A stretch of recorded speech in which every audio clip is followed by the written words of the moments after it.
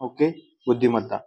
वेगळे पद शोधा. वेगळे पद शोधा म्हणजे काय सांगितलं की हे जे 4 गट दिलेत ABCD या चारी मधला काय असतो 3 सारखे असतात कोणत्या तरी एका अँगलनं सारखे असतात आणि एक काय असतो वेगळा असतो त्याच्यातला तो वेगळा शोधायचा असतो. काय प्रश्न विचारलाय पुढील प्रत्येक प्रश्नात 4 आकृत्या A B C आणि D दाखवलेल्या आहेत. या 4 आकृत्यांपैकी 3 आकृत्या कोणत्या तरी बाबतीत समान आहेत आणि एक आकृती त्यांच्यापासून निराळी आहे. त्या निराळ्या आकृतीची निवड करा आणि त्यांच्या वर्णाक्षराचे वर्तुळ गोल करा. म्हणजे काही दिले 4 अक्षर आहे की नाही त्याच्यातला एक गोल करायचा. आपण डायरेक्ट पुस्तकावर करायचं का नाही वहीत आखायचं आणि गोल करायचं. मग आता हे 3 टिंब दिलेत बघा इथं. ही 3 टिंब आहेत. बी मध्ये ही या कोपऱ्यामध्ये 3 टिंब आहेत. सी मध्ये या कोपऱ्यात 3 टिंब आहेत आणि डी मध्ये या कोपऱ्यात 3 टिंब आहेत. बघा त्याच्यात वेगळी कोणती आहे सांगा बरं. ही कशामुळे वेगळी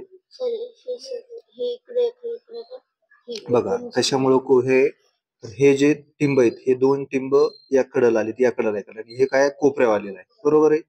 या आकृतीत सुद्धा हा फिरलाय आणि अशाच पद्धतीने गेला आहे की नाही. हे या कोपऱ्यात गेला आणि इकडून इकडून 2 साईडने आले आहे की नाही. आणि या बघा बरं या आकृतीत तसं आहे का नाही. हे इकडे आला एक इकडे एक आला आणि इकडे एक आला आणि चौथ्या आकृतीत या आकृतीसारखाच काय झाला इथे एक आला इथे एक आला इथे एक आला म्हणून वेगळी कोणती सी. आता ही एक प्रश्न झाला. दुसऱ्या प्रश्नामध्ये बघा. दुसरा प्रश्न आता हे काय घड्याळाचं 2 काटे दिले ठीक आहे ना. दोन्ही काटे सगळे काटे काय आहेत काटकोनामध्ये. हे काटकोन आहे हे काटकोन आहे हे काटकोन आहे. हे काटकोन आहे का नाही. हा कोणता कोण आहे सांगा बरं.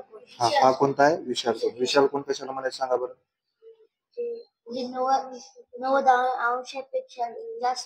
90 अंशापेक्षा जो मोठा असतो त्याला काय म्हणतात विशाल कोण म्हणतात. हे झाला विशाल कोण. लघु कोण कशाला म्हणतात सांगा बरं. हा बरोबर आहे ओके. 90 अंशापेक्षा जो छोटा असतो त्याला लघु कोण म्हणतात. आणि काटकोन कशाला म्हणतात ज्याचा 90 अंश माप असतं त्याला काय म्हणायचं काटकोन. हा काटकोन आहे बी काटकोन आहे सी काटकोन आहे डी काटकोन आहे. हे काय आहे विशाल कोण आहे म्हणून तो काय वेगळा. आपल्या वहीमध्ये गोल करायचे आणि काय करायचं ते सोडवायचे. सोडवल्यानं काल सांगितलं त्या पद्धतीनं ओके. हे अशा पद्धतीने हे पहिलं प्रकरण सोडवायचं सगळं आणि चेक करायचं. चेक केल्याच्या नंतर जे चुकलंय ते पुन्हा येऊन विचारायचं. चला सुरू करा.